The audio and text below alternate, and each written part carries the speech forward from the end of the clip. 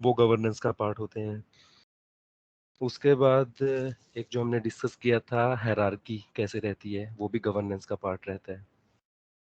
तो सबसे पहले स्टार्ट करते हैं। आप में से शेयर्ड रिस्पॉन्सिबिलिटी मॉडल किस किसने सुना है?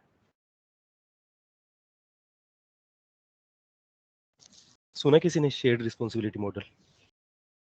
हाँ जी, सुना है। अरे भाई आपने तो सुना ही होगा।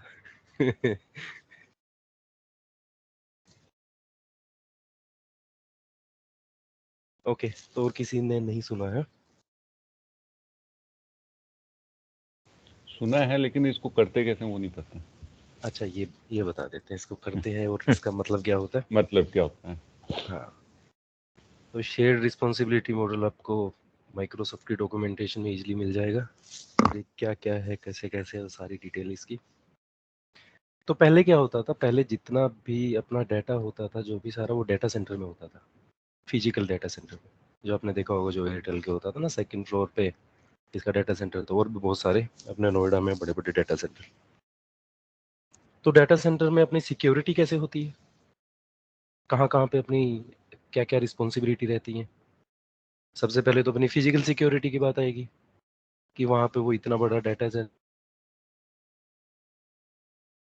अपने बड़े बड़े सर्वर्स रखे हैं, राउटर रखे हैं, F5 लोड बैलेंसर रखे हैं, फायरवॉल्स रखी हैं, बहुत सारा है। और सबसे मोस्ट इम्पोर्टेंट कि वहाँ पे उनके अंदर अपना डाटा रखा है, उन सबसे ज़्यादा जो कीमती है। अब उनको फिजिकल सिक्योर करने के लिए वहाँ पे हमें गार्ड खड़े करने पड़ेंगे, है ना। एक तो कि मेन गेट पे एंट्री वो देखेगा, अपना सबके आई कार्ड चेक करेगा, फिर वहाँ से जाने देगा, और फिर उस डाटा सेंटर में तो जाने देने का मतलब है ही नहीं। तो फिजिकल रिसोर्स हो गए, फिजिकल रिसोर्स को उनको प्रोटेक्ट करना। फिर वहाँ पे हमें दूसरा क्या रहेगा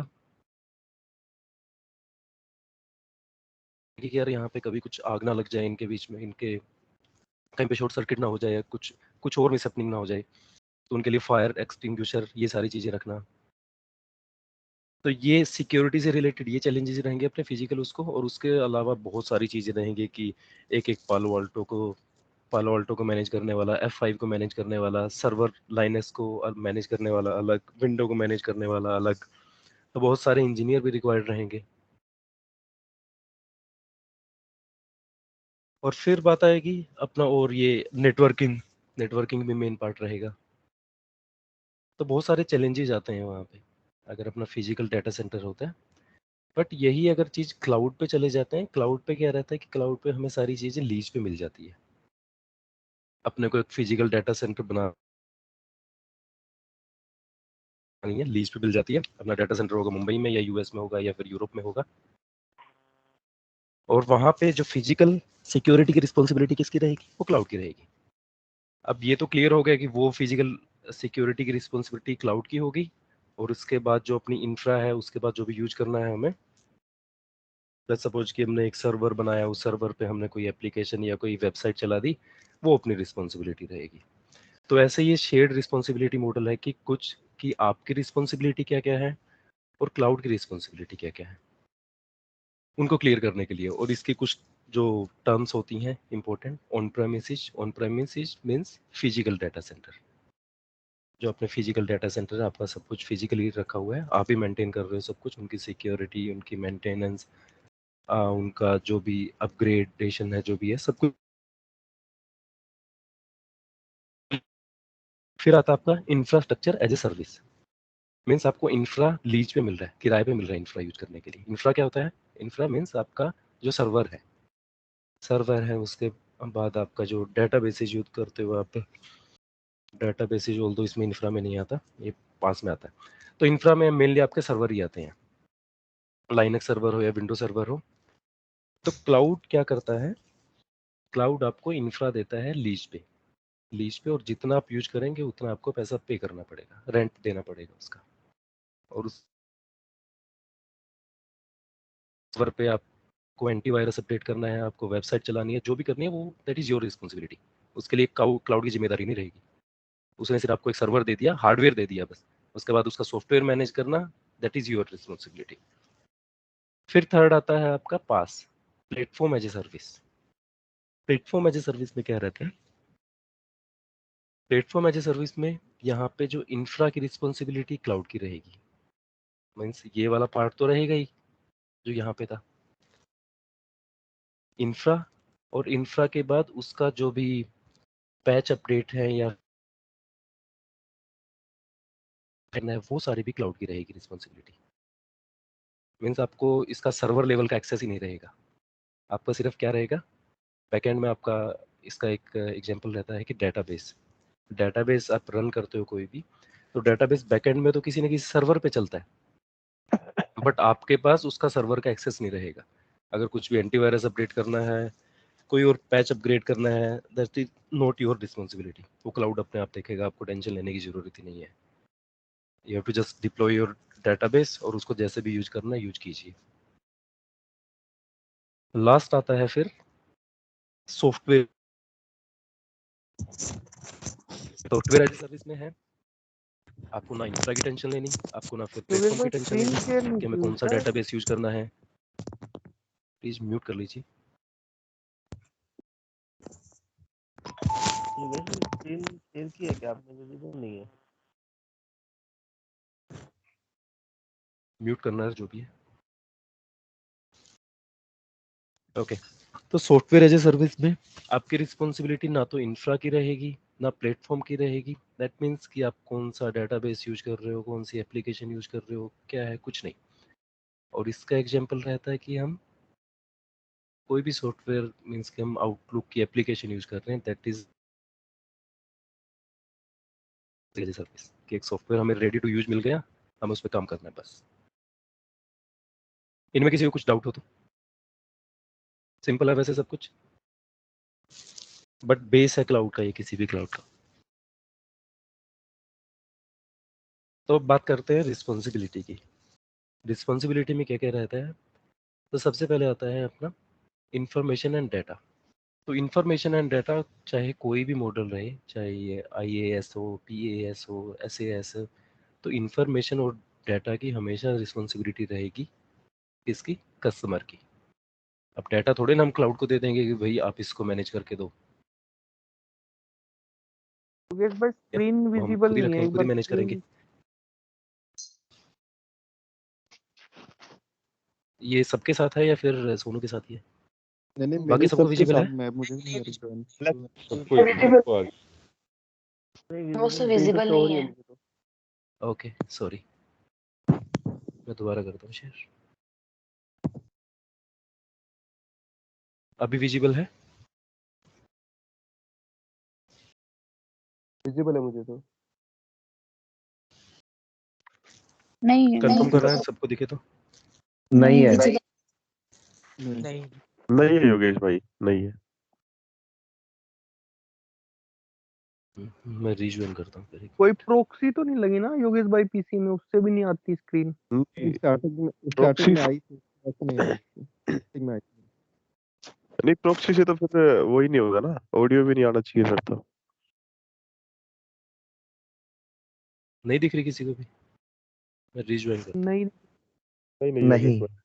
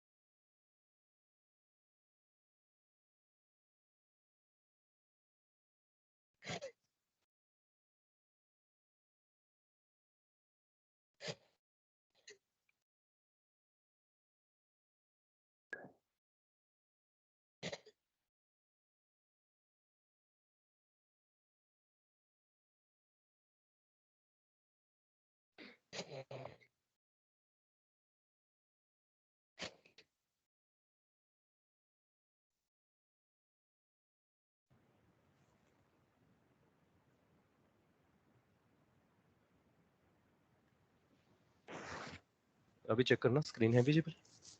नहीं, हाँ अभी है। भाई हाँ ओके है, अब ओके। सही है। विजिबल है।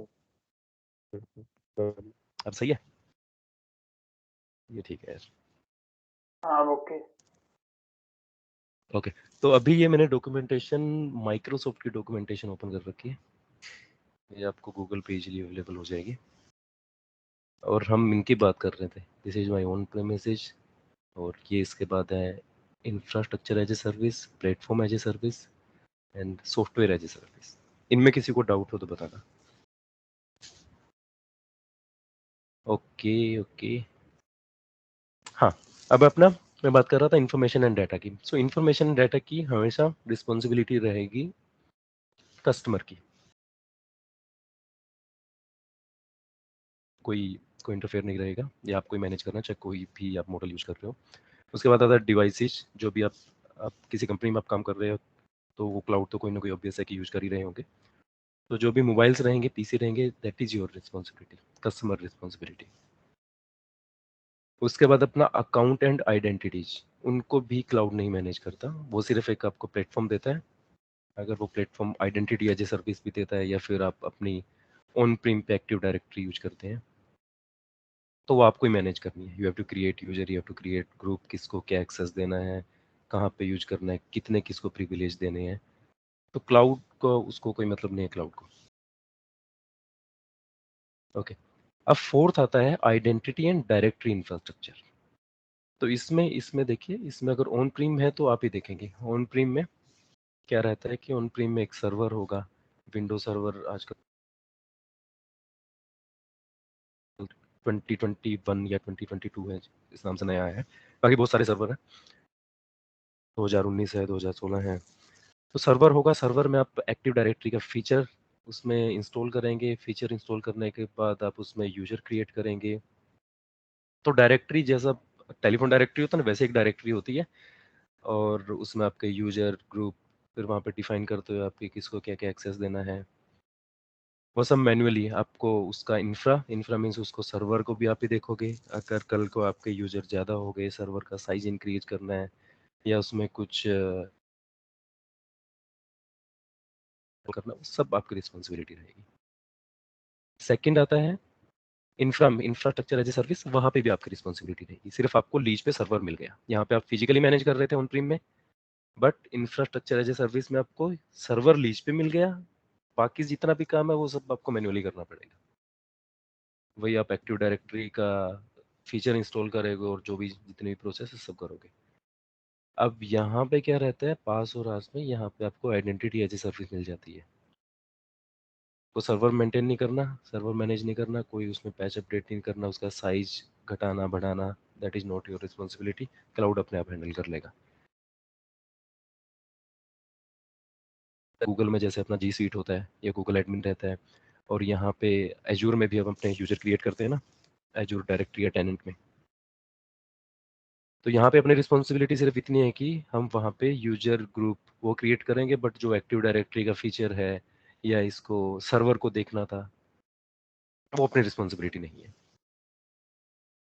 अब आगे आता है एप्लीकेशन। एप्लीकेशन में भी यहाँ पे ऑन प्रीम में कस्टमर, यहाँ पे भी कस्टमर, और यहाँ पे शेयर्ड रिस्पॉन्सिबिलिटी रहेगी। और साथ में आके सॉफ्टवेयर एज ए सर्विस में वो सब कुछ मैनेज करेगा सिर्फ क्लाउड, आपको सिर्फ सॉफ्टवेयर एप्लीकेशन यूज करनी है। ऐसा ही नेटवर्क कंट्रोल में रहेगा। फिर ऑपरेटिंग सिस्टम में रहेगा, ऑपरेटिंग सिस्टम में यहाँ पे आपकी रिस्पॉन्सिबिलिटी रहेगी, बट यहाँ पे पास और सास में यहाँ पे आपके पास ऑपरेटिंग सिस्टम का एक्सेस होता ही नहीं। अब ये देखिए कि जो जीमेल है, जो आउटलुक है, या फिर आप कोई भी एप्लीकेशन यूज करते हैं, तो आपको उसके सर्वर का एक्सेस थोड़े ना, वो कहाँ पे चल रही है आपको तो पता भी नहीं होगा कहाँ पे चल रही है, किस सर्वर पे चल रही है वो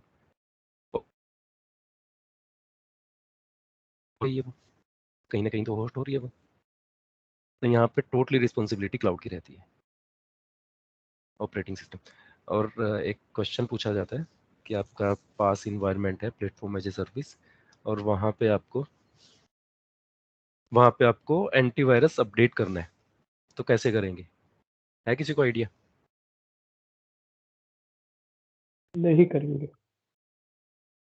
नहीं करेंगे, क्योंकि जो आपकी रिस्पॉन्सिबिलिटी है ही नहीं, आपके पास एक्सेस ही नहीं है सर्वर का। आपको तो बोला गया कि क्लाउड ने कि आप हेडेक मत लो, आप सिर्फ अपना काम करो आगे का, ये सर्वर पे पैच अपडेट करना, एंटीवायरस डालना, जो भी करना वो हम कर लेंगे अपने आप। फिर फिजिकल होस्ट आता है। फिजिकल होस्ट में ऐसे ही यहाँ पे सब क्लाउड देखता है, फिजिकल नेटवर्क है यहाँ पे सब क्लाउड देखता है। अब वैसे जो ट्रेडिशनल नेटवर्किंग होती थी वहाँ पे आप राउटर लगाते थे, स्विचेस लगाते थे, उनके बीच की जो केबलिंग है वो देखते थे। यहाँ पे सिर्फ आपको जस्ट रूट अपडेट करना है और हो गया काम आपका। इवन आपको ये भी नहीं पता होता कि आपका प्रोटोकॉल कौन सा चल रहा है नेटवर्किंग का। तो सेम फिजिकल डाटा सेंटर जो हमने सबसे स्टार्टिंग में बात की थी, जो फिजिकल डाटा सेंटर की सिक्योरिटी, ये भी क्लाउड की रिस्पॉन्सिबिलिटी रहेगी कि उनका जहाँ पे भी डाटा सेंटर है उनको किस लेवल तक सिक्योरिटी रखनी है फिजिकल, उनको जो भी कि आग से कैसे बचाना है, कोई भी अनऑथराइज्ड पर्सन एंटर ना करे उससे कैसे बचाना है, ये सब उनकी रहेगी रिस्पॉन्सिबिलिटी क्लाउड की। So this is our shared responsibility model. इसमें किसी को कुछ डाउट हो तो इम्पोर्टेंट रहता है ये, क्योंकि अपने को जब तक अपनी रिस्पॉन्सिबिलिटी नहीं पता होगी तो हम करेंगे कैसे। ठीक है, तो नेक्स्ट करते हैं हम अपना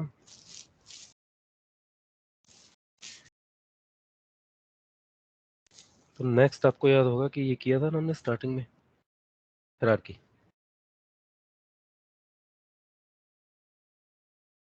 ये वाली हायरार्की तो ये हम कर चुके हैं, ये भी अपना गवर्नेंस का ही पार्ट है। एक बार दोबारा बता देता हूँ कि अपना top of the hierarchy tenant रहता है, then management group, and this is totally optional. ये रहता है आपको सब्सक्रिप्शन को मैनेज करने का। फिर आपका subscription is related with the billing. फिर आपका रिसोर्स ग्रुप, और जितने भी रिसोर्सेज आप क्रिएट करेंगे रिसोर्स ग्रुप में क्रिएट करेंगे। सॉरी, ये पार्ट हम कवर कर चुके थे।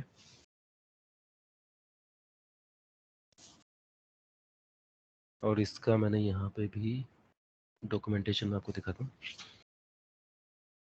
तो ये रहता है आपका, इन्होंने जो ठीक है, डॉक्यूमेंट के ग्रुप के बाद आपके जो अलग अलग फोल्डर बना रखे हैं इन्होंने, मतलब कि टीम के हिसाब से आपको जैसा भी करना है, जैसे भी हायरार्की बनानी है आपका। और सब्सक्रिप्शन आपके मल्टीपल हो सकते हैं और होते ही हैं मल्टीपल सब्सक्रिप्शन आपके। तो ये आपके एज्योर हायरार्की रहती है एज्योर में, रिसोर्स ग्रुप और मैनेजमेंट ग्रुप और रिसोर्सेज सबसे नीचे।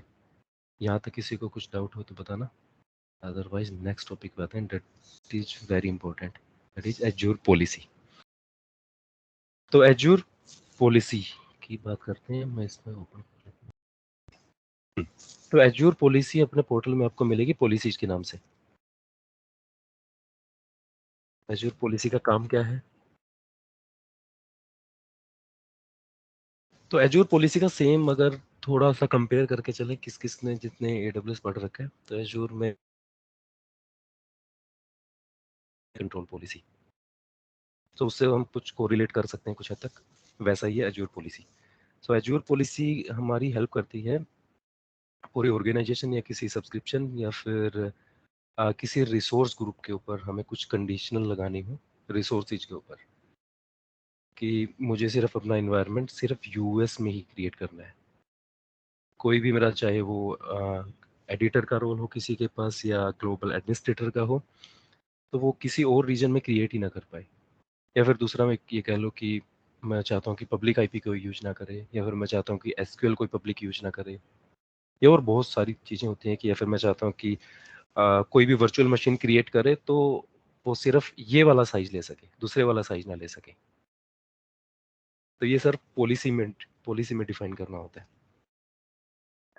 मतलब पॉलिसी आपके एपीएस पे कंट्रोल रहता है कि जब इनिशियली जब डिजाइनिंग फेज, सॉरी हिमांशु क्या कह रहा था? मैं कह रहा हूँ पॉलिसी वही है ना, जैसे आपके एपीएस पे कंट्रोल देती है आपको, जब आपके एपीएस के कंट्रोल करते हैं। कह सकते हो भी, उस पर कंट्रोल देती है। तो ये डिजाइनिंग फेज का पार्ट रहता है स्टार्टिंग में, मीन्स इसको वैसे कर तो कभी भी सकते हैं, बट जो बेस्ट प्रैक्टिस रहती है कि स्टार्टिंग में जब आप डिजाइन कर रहे हो कोई भी इन्वायरमेंट, तो you have to put some policies, या फिर आप कोई भी स्टैंडर्ड या कंप्लायंस या फिर बेंचमार्क फॉलो करो। कुछ बेंचमार्क होते हैं ना कि जैसे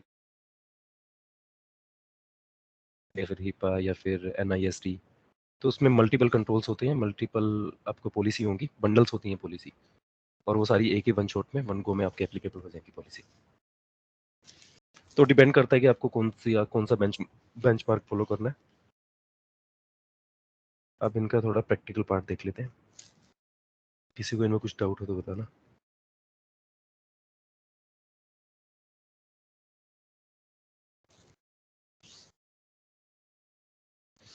ओके,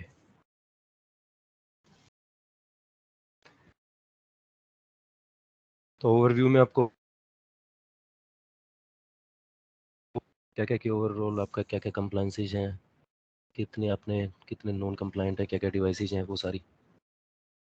तो सीधे आते हैं हम कंप्लायंस पे। तो कंप्लायंस पे आपको दो चीज़ें मिलेंगी, सबसे ऊपर देखेंगे आप, असाइन पॉलिसी और असाइन इनिशिएटिव, ठीक है। और सेम आप अगर असाइनमेंट में जाएंगे, असाइनमेंट में भी आपको जस्ट आपको यहाँ पे वो वाला स्कोर नहीं दिखेगा, सिर्फ टोटल असाइनमेंट इनिशिएटिव ये सब दिखेगा, चीज़ दोनों एक ही है। तो असाइन पॉलिसी देखते हैं सबसे पहले और उसको टेस्ट करते हैं। तो असाइन पॉलिसी में सबसे पहले मेरे से डिटेल इसने पूछी है कि आप स्कोप क्या यूज करना चाहते हैं, आप कहाँ पे अप्लाई करना चाहते हैं इसको। तो स्कोप है कि आप स्पेसिफिक किसी इस पूरे जो मेरा सब्सक्रिप्शन है अजूर पास के नाम से, इसके ऊपर अप्लाई करना चाहते हैं या फिर किसी स्पेसिफिक रिसोर्स ग्रुप के ऊपर करना चाहते हैं। जैसे कि मेरे पास एक ट्रेनिंग नाम का है रिसोर्स ग्रुप, एक सेंटिनल एज ए कोड है, या फिर ये हैं जो ऑटो जनरेटेड होते हैं।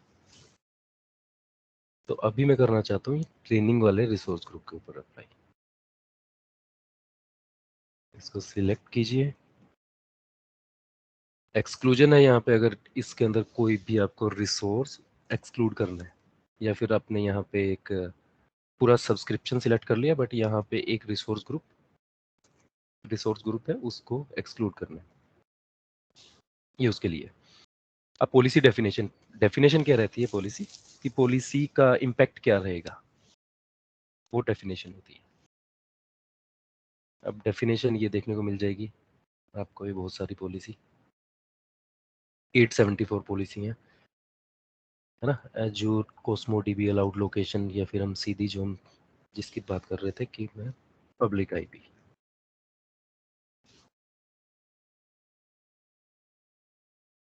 अपनी network interface should not have public IP, कि कोई भी नेटवर्क इंटरफेस होगा उसके पास पब्लिक आईपी नहीं होनी चाहिए।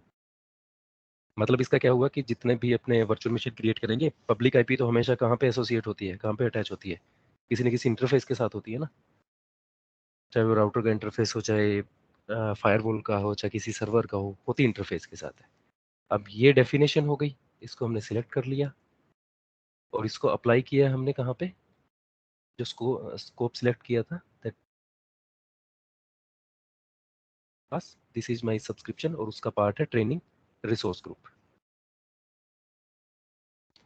अब दो ऑप्शन है कि हाँ मुझे सिर्फ एक बार बना के रखनी है, एनेबल करनी है, एनफोर्स करनी है। एनफोर्स मीन्स कि वो अभी साथ के साथ जैसे ये सेव करेंगे एनफोर्स हो जाएगी। अब आता हूँ मैं नेक्स्ट।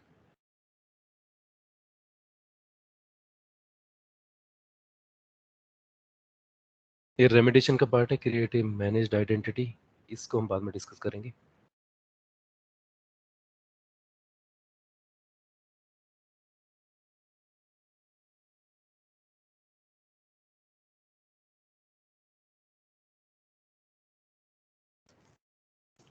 तो ये पॉलिसी मेरी होगी क्रिएट। अब मैं जाता हूँ सीधा इसको टेस्ट करने के लिए। टेस्ट करने के लिए मैं जाऊँगा एक वर्चुअल मशीन क्रिएट करके देखता हूँ विद पब्लिक आईपी कि वो क्रिएट होती है कि नहीं। वर्चुअल मशीन में गई, क्रिएट वर्चुअल मशीन,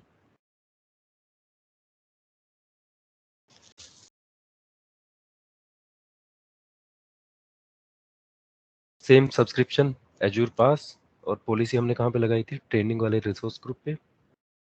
वर्चुअल कुछ भी मैंने दे दिया है, डेमो वीएम। उसके बाद जो भी आपको जिस भी रीजन में करना है, यूएस, ईस्ट यूएस में किया है मैंने, सिक्योरिटी टाइप स्टैंडर्ड, और इमेज मैंने उठा ली है जो भी मेरे को, लाइनक्स लेना है, विंडो लेनी है, विंडो का कौन सा वर्जन लेना है, ठीक है। उसके बाद यूजर नेम में डालता हूँ अपना डेमो वीएम, पासवर्ड डाल देता हूँ जो मुझे लगता है। ये हो गया। तो सीधा मैं नेटवर्किंग पे आया। नेटवर्किंग पे अपने पास ऑप्शन रहता है कि वर्चुअल नेटवर्क सिलेक्ट करना है। वर्चुअल नेटवर्क सिलेक्ट किया मैंने। उसके बाद सबनेट आपको सिलेक्ट करना है और यहाँ पे पब्लिक आईपी। तो अगर ऑलरेडी क्रिएटेड है तो ठीक है, बट यहाँ पे मुझे एक नई आईपी क्रिएट करनी है, नई आईपी इसके साथ इंटरफेस के साथ अटैच करनी है। बाकी सबको मैं डायरेक्ट रिव्यू एंड क्रिएट पे जाता हूँ।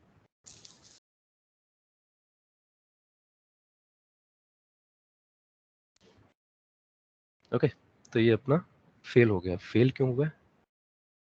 फेल हुआ resource demo VM 107 was disallowed by policy.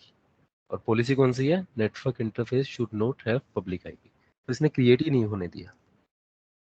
या बिना पब्लिक आईपी के अगर हम क्रिएट कर लेते हैं फिर क्रिएट हो जाएगा, और उसके बाद अगर आईपी उसके साथ अटैच करने की कोशिश करेंगे तो अटैच नहीं होगी, बिकॉज हमने पॉलिसी लगा रखी है तो पॉलिसी वो हमें करने ही नहीं देगी। तो ऐसी बहुत सारी पॉलिसी होती है जिन, और ये पॉलिसी अगर ना हो तो क्या होगा, तो पूरी मैश क्रिएट हो जाएगी। अब एक टीम है कि वो बोलेगी कि ये चीज़ नहीं होनी चाहिए, that is not secure, that is not best practice, वो हटाती रहेगी। और दूसरी, उनको सिर्फ मतलब रहेगा कि यार हमारी मशीन है, हमारा सर्वर चल जाए, सिस्टम चल जाए, वो वेदर इट्स सिक्योर और नॉट, उनको सिर्फ चलाने से मतलब रहेगा। तो उस कंडीशन में अपनी हेल्प करती है पॉलिसी। कोई भी कंप्लायंस फॉलो करना हो, और ऑब्वियस है कि अपना सिक्योरिटी तो इंक्रीज होती ही है इनसे। अब दूसरा आता है असाइन पॉलिसी से असाइन इनिशिएटिव। इनिशिएटिव का क्या मतलब है? इनिशिएटिव का मतलब है कि हाँ, इनिशिएटिव का मतलब है कि इन्होंने ऑलरेडी कुछ पॉलिसी बंडल करके रखी हैं एज पर सम बेंचमार्क, सम कंप्लायंसेस, जैसे एनआईएसटी है। तो एनआईएसटी में इसमें मल्टीपल पॉलिसी रहेंगी, कोई एक पॉलिसी नहीं रहेगी। अभी तो जैसे हमने एक पॉलिसी की थी ना सिलेक्ट, एक पॉलिसी रही थी, बट एनआईएसटी में मल्टीपल पॉलिसी रहेंगी। आप सारी पॉलिसी आप लगाना चाहते हैं तो ये आप ऑप्शन कर सकते हैं चूज। ठीक है, बाकी सारा सेम रहेगा। आपको कहाँ पे अप्लाई करनी है, ये स्कोप आ गया स्टार्टिंग में, बाकी सब चीज़ें सेम रहेगी। और इसमें अगर इसकी डिटेल देखनी है तो आपको माइक्रोसॉफ्ट की डॉक्यूमेंटेशन भी मिल जाएगी, एनआईएसटी में कौन सी पॉलिसी रहेंगी, बाकी सब सेम रहेगा।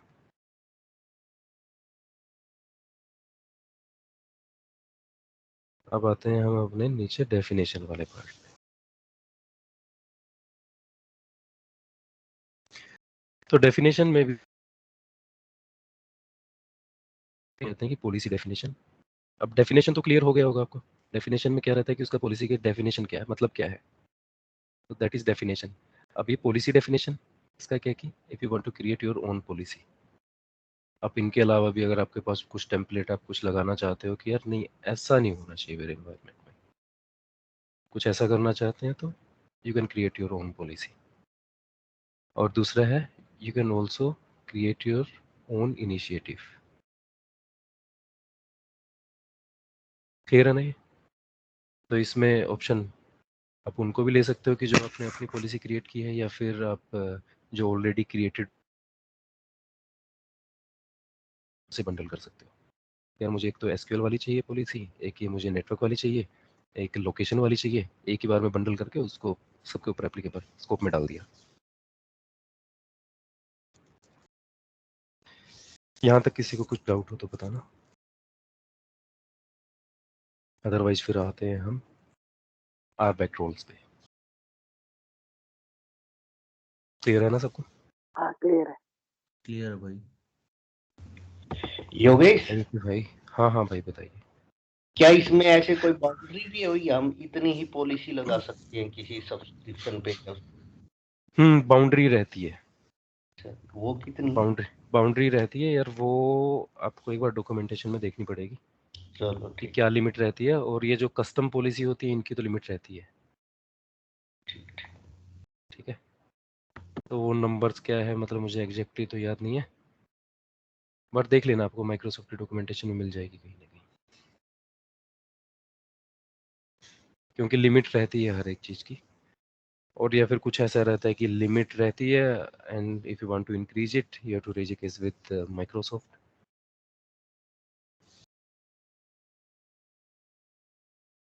रहता होगा तो एक बार चेक कर लेना कितना क्या रहता है। अच्छा, अब बात कर रहे थे हम दूसरा रोल्स की, तो ये सब हम गवर्नेंस का पार्ट है जो भी आज कर रहे हैं ना। अब रोल्स अपने कहाँ पे होंगे, तो रोल्स को बोलते हैं RBAC, role based access control. That means कि अपने को किसी भी यूजर को, जो भी यूजर क्रिएट किया है, कि अपना यूजर या तो हमने क्लाउड में क्रिएट किया है या फिर अपना ऑन प्रीमिसेस पे है, अपना वहां पे यूजर है और उसको एक रोल असाइन कर रखा है, उसको डायरेक्टली कुछ भी ऐसा यूजर नेम पासवर्ड नहीं दे रखा कि उससे जाके और वो लॉगिन करे। मतलब पासवर्ड होगा, बट वो अगर उसकी आइडेंटिटी हम डिसेबल कर देंगे फिर वो लॉगिन नहीं कर पाएगा। और ये इसका यूज मतलब सबसे ज़्यादा ये यूजफुल है अगर कोई एम्प्लॉय मान लीजिए कि छोड़ के चला जाता है कंपनी, और उसको उसको रोल बेस एक्सेस नहीं दे रखा, किसी और तरह का एक्सेस दे रखा है, तो उसकी आइडेंटिटी डिसेबल करने के बाद भी उसके पास एक्सेस रहेगा बहुत सारी चीज़ों का। और अगर हमने रोल बेस एक्सेस दे रखा है, अपनी आइडेंटिटी है ऑन प्रेमिसेस पे और उसको क्लाउड में एक रोल दे रखा है हमने वर्चुअल मशीन क्रिएटर का या फिर एडिटर का रोल दे रखा है, तो जैसे ही हम उसकी आइडेंटिटी डिसेबल कर देंगे उसके पास से सारे एक्सेस चले जाएंगे। ऐसा होता है ना कि जब आप कोई कंपनी छोड़ के जाते हैं तो आपकी आइडेंटिटी, आपकी जो मेल आईडी है, दैट इज योर आइडेंटिटी, वो डिसेबल कर दी जाती है और आपके सारे एक्सेस चले जाते हैं। बहुत सारे पोर्टल होते हैं जिनके एक्सेस होते हैं आपके पास।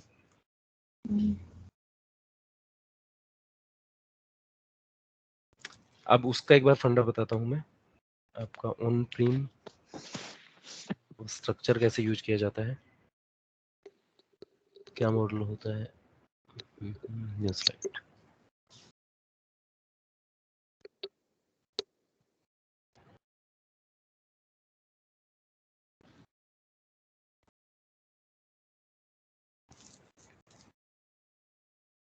तो आजकल आप लोगों को पता होगा कि हाइब्रिड क्लाउड का ज़माना है। लोग ऑन प्रीम भी यूज करते हैं और क्लाउड में भी मल्टी क्लाउड यूज करते हैं। वो AWS भी यूज करते हैं, एजूर भी यूज करते हैं, क्योंकि क्योंकि कुछ चीज़ें हैं कि वो एजूर में अच्छी हैं, कुछ चीज़ें AWS की अच्छी हैं। भाई सिक्योरिटी चाहिए कि भाई मैं तो आइडेंटिटी के लिए तो मैं किसी के ऊपर ट्रस्ट नहीं करूंगा, आइडेंटिटी तो एटलीस्ट मैं अपने खुद के डाटा सेंटर पे वहां पे मैनेज करूंगा। आइडेंटिटी मीन्स जो भी आपके यूजर्स होंगे उनकी पहचान, किस किस को एक्सेस देना है। तो ये हो गया आपका ऑन प्रीम। क्लाउड पे आते हैं, ये आपका क्लाउड आ गया, और फिर ये क्लाउड ये कनेक्ट होता है, एक सर्विस होती है AD कनेक्ट, AWS में हमने की थी और इसमें हम करेंगे बाद में। तो आपके ऑन प्रीम को, आपका जहाँ पे भी ये डाटा सेंटर होगा ऑन प्रेमिसेस का, आपका ये नोएडा में है, दिल्ली में है, पुणे में, मुंबई में है, कहीं पे भी है,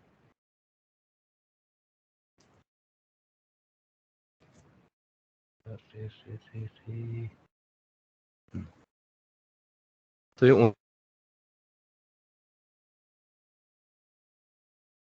ऑन प्रीम, और यहाँ पे आपका ये हो गया क्लाउड। कोई भी, अभी तो हम एजूर की बात करेंगे, तो ये अपना एजूर हो गया, एजूर हो गया। तो ऑन प्रीम को एजूर क्लाउड से हमने कनेक्ट कर दिया AD कनेक्ट के थ्रू, और यहाँ पे मेरे सर्वर्स हैं, मेरा फिजिकल डाटा सेंटर है। तो यहाँ पे मैंने उस पर एक्टिव डायरेक्टरी इंस्टॉल कर रखी है, फिर मैंने यूजर क्रिएट कर रखे हैं, यूजर A B या फिर यूजर जो भी अपने हैं क्रिएट करने हैं, कंपनी में काम करते हैं लोग, और फिर उनको यूजर A है, यूजर A चाहता है कि वो यहाँ पे जाके एजूर में जाके वर्चुअल मशीन क्रिएट कर सके। तो उसको मैं क्या करूँगा, ये मेरा कनेक्ट हो गया, मीन्स यहाँ पे के जो यूजर थे, यूजर यहाँ पे सिंक हो गए। अब यहाँ पे उसको एक रोल दूंगा, उस रोल का नाम होगा, अब लेट्स सपोज कि उस रोल का नाम है VM creator, virtual machine creator. बहुत सारे रोल होते हैं, वो भी देख लेंगे। या फिर एडिटर का रोल देना है, या फिर मुझे सिर्फ मैं चाहता हूँ कि यहाँ पे रिसोर्सेज देख सके, तो रीडर का रोल, उसको रोल असाइन करूँगा। और जैसे ही यहाँ से अगर वो कोई छोड़ के जाता है या फिर कुछ भी चेंजेस होते हैं डिपार्टमेंट में, तो मुझे यहाँ से सिर्फ उसकी आइडेंटिटी डिसेबल करनी है। जितने भी उसके थे एक्सेस दे रखे थे, यहाँ पे दे रखे थे या फिर किसी और क्लाउड में दे रखे थे, वो सब चले जाएंगे। उसको सिर्फ एक रोल असाइन कर रखा था, आइडेंटिटी को, आइडेंटिटी ना कि किसी यूजर को। जो हम AWS में करते थे ना, AWS में भी एक रोल बेस्ड एक्सेस होता था और दूसरा रहता था अपना सीक्रेट आईडी, एक्सेस आईडी और सीक्रेट की क्रिएट करते थे। अब वो क्रेडेंशियल किसी के पास हो, that is not role based access. अब वो किसी के पास हो तो कोई भी लॉगिन कर सकता है, चाहे हम वो आइडेंटिटी को डिसेबल कर दें या उसको डिलीट कर दें, कुछ भी कर दें। तो हमेशा सिर्फ RBAC रोल ही यूज किए जाते हैं, रोल बेस्ड एक्सेस। और वो देख लेते हैं कि रोल कौन से। तो रोल्स आप देखेंगे, आप एक्टिव डायरेक्टरी में जाएंगे, एक्टिव डायरेक्टरी में आप रोल्स एंड एडमिनिस्ट्रेटर। मेरी बैटरी कितनी देर चलेगी? ठीक है।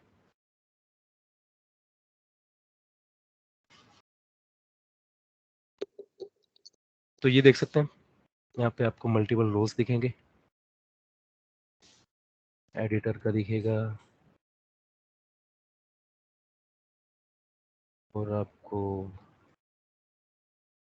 गेम से नहीं है मेरा, उनको देख सकते हैं आप कौन से रोल हैं और किस प्रिविलेजेस मिलेंगे।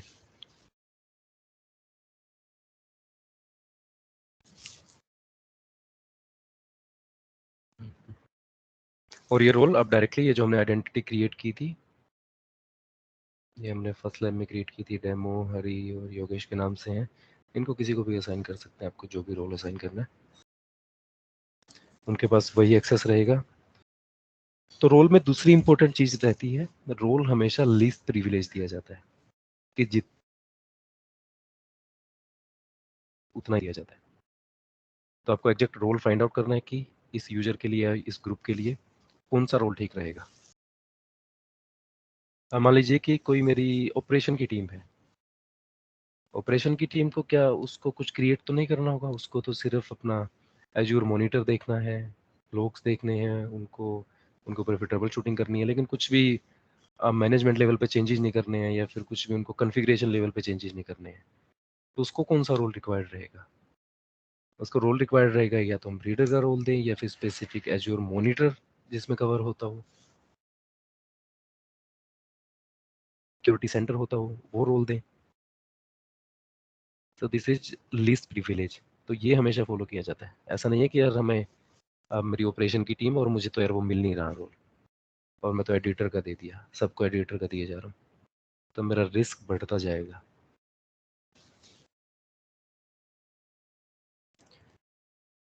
तो ये हो गए मेरे रोल बेस्ड एक्सेस। यहाँ पे अगर किसी को कुछ डाउट हो तो बताइए।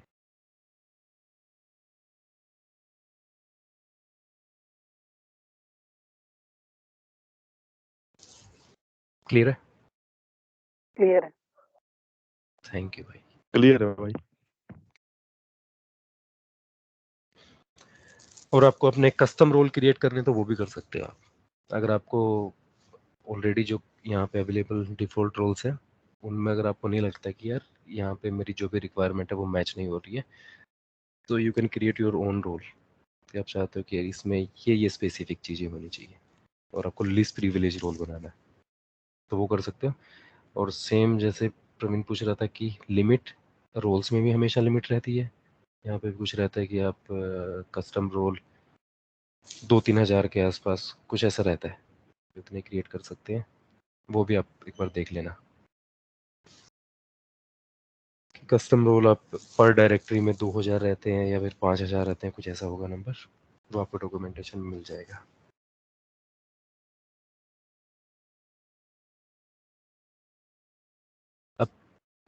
इनका आते हैं डिफरेंस की बात, आरबैक और एजूर पॉलिसी। तो आरबैक किस पे इफेक्ट डालते हैं? आरबैक जो भी हम किसी को रोल असाइन करेंगे या कुछ भी, तो ये डायरेक्टली हम यूजर के ऊपर करेंगे, यूजर्स पे और या फिर ग्रुप से। और पॉलिसी क्या होती है? पॉलिसी रिसोर्सेज को कंट्रोल करने के लिए, कि आप किसी रिसोर्स को क्रिएट कर पाएंगे नहीं कर पाएंगे इस रीजन में, स्पेसिफिक रीजन में, या फिर और रिसोर्सेज से रिलेटेड आप कुछ और कुछ भी आपने कंट्रोल या फिर रेस्ट्रिक्शन लगाना चाहते हो, आप उसको डिनाई या अलाउ ऐसा करना चाहते हैं। तो ये डिफरेंस क्लियर है रोल में, इनमें तो कोई कंफ्यूजन नहीं होनी चाहिए ना। ठीक है, अब नेक्स्ट आते हैं हम, एक आता है अपना एजूर लॉक। एजूर लॉक का आप अपने रिसोर्स ग्रुप में जाइएगा। रिसोर्स ग्रुप आप या तो यहाँ पे सर्च कर सकते हैं या फिर आपको रिसेंटली एक्सेस जो भी कर रखा है वहाँ पे मिल जाएगा। अब मेरे यहाँ पे ये रिसोर्स ग्रुप है, रिसोर्स ग्रुप जो मैंने अपने इसके लिए क्रिएट कर रखा है, दिस इज ट्रेनिंग। अब यहाँ पे एक ऑप्शन रहता है लॉक। अब ये ऑप्शन छोटा सा लेकिन बहुत इंपॉर्टेंट है और बहुत यूज किया जाता है। तो लॉक का सिंपल मतलब कि आप किसी भी चीज को लॉक करना चाहते हैं, मीन्स कि कोई डिलीट ना कर पाए उसको, तो डिलीट ना कर पाए। तो इसका नाम दीजिए आप, और ये इसके ऊपर लगा रहा हूँ मैं, ट्रेनिंग मेरा जो रिसोर्स ग्रुप है, इसके ऊपर रीड ओनली लगाना है आपको या फिर डिलीट। ठीक है, लॉक का नाम दीजिए, ओके कीजिए, आपका हो गया काम, आपको प्रोटेक्ट हो जाएगा, मीन्स कोई डिलीट नहीं कर पाएगा। और एजूर में होता है क्या कि अब रिसोर्स ग्रुप में मेरे रिसोर्सेज कहाँ पे रहेंगे? मेरे रिसोर्सेज रहेंगे जितने भी हैं वो सारे के सारे रिसोर्स ग्रुप का पार्ट रहेंगे। और मैं अगर यहाँ पे जाके ओवरव्यू में अगर इसको डिलीट कर देता हूँ, ये डिलीट रिसोर्स ग्रुप, तो जितनी भी मेरे इसके अंदर जो भी कुछ होगा सब डिलीट हो जाएगा सारा। तो लॉक की बहुत इंपॉर्टेंस है, तो लॉक आपका होना चाहिए, यहाँ पे लॉक होना चाहिए और फिर सबके पास उसका लॉक का एक्सेस नहीं होना चाहिए, प्रिविलेज नहीं होना, उसको कोई भी एनेबल डिसेबल कर सके, वो सिर्फ एडमिन किसी एक के पास रहेगा, एक या दो के पास। फिर हम लास्ट बात करते हैं एजूर ब्लूप्रिंट्स की। ब्लूप्रिंट्स, तो एजूर ब्लूप्रिंट्स ये अपना प्रीव्यू मोड में है अभी। प्रीव्यू मोड मींस अभी जनरल अवेलेबिलिटी में नहीं आया है, इसमें इम्प्रूवमेंट चल रही होगी अभी। तो ब्लूप्रिंट को आप कुछ हद तक कोरिलेट कर सकते हो, अगर आपने सुना हो कि जो Azure resource manager, Azure arm templates होते हैं, उनसे कुछ हद तक कर, मीन्स आपने कि कोई इन्वायरमेंट क्रिएट करना है और ऑलरेडी आपके पास एक टेम्पलेट है, पूरा उसको डिप्लॉय करेंगे, आपको बार बार चीज़ें सिलेक्ट करने की या सोचने की, दिमाग लगाने की जरूरत नहीं है। अगर एक बार क्रिएट कर लिया है तो रीयूजेबल टेम्पलेट्स होते हैं। और इसमें एक्स्ट्रा क्या आ जाता है ब्लूप्रिंट में? ब्लूप्रिंट में एक्स्ट्रा रहेगा कि आप जो आर्म टेम्पलेट है, जो भी आपको इन्वायरमेंट क्रिएट करना है वो तो रहेगा ही, आपके साथ में स्टैंडर्ड भी, उनको भी आपको पहले डिफाइन कर सकते हो आप कि यार मेरा एक इन्वायरमेंट तो हो गया है के लिए, अब मेरी एप्लीकेशन तो चलती है, चाइना में भी चलती है, यूरोप में भी चलती है, वहाँ के लिए भी मुझे सेम इन्वायरमेंट क्रिएट करना है, तो अलग से वहाँ पे आपको डिजाइन करने की जरूरत नहीं है, आप ब्लूप्रिंट यूज करोगे, जो भी आपने स्टैंडर्ड फॉलो करने हैं। अब यहाँ पे इन्होंने दे रखे ये Australian Azure security benchmark foundation, मान लीजिए कि मैंने ये यूज कर लिया।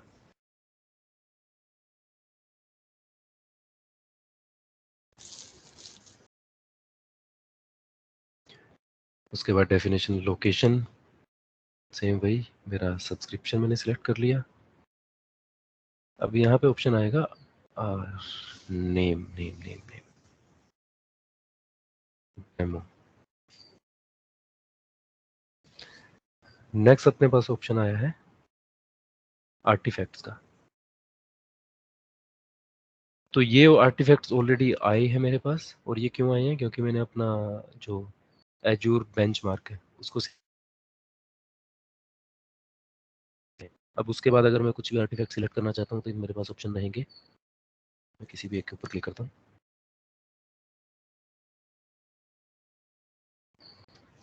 तो यहाँ पे देखिए, यहाँ पे अगर आपको कुछ भी पॉलिसी असाइनमेंट करनी है वो आप ऐड कर सकते हैं, रोल असाइनमेंट वो आप ऐड कर सकते हैं ब्लूप्रिंट में, या फिर azure resource manager template.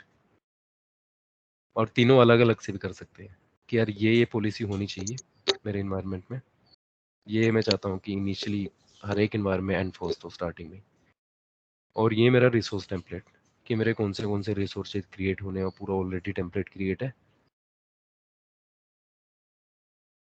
Create कर देगा विद सिक्योरिटी बेस्ट प्रैक्टिसेस। जो भी हमने बेंचमार्क एजूर बेंचमार्क डिसाइड किया है और यहाँ पे कुछ और पॉलिसी एनफोर्समेंट करना चाहते हैं वो सब इंक्लूड हो जाएगी।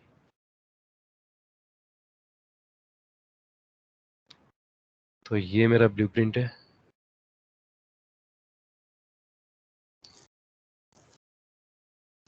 कुलदीप रिकॉर्डिंग बंद कर देना भाई।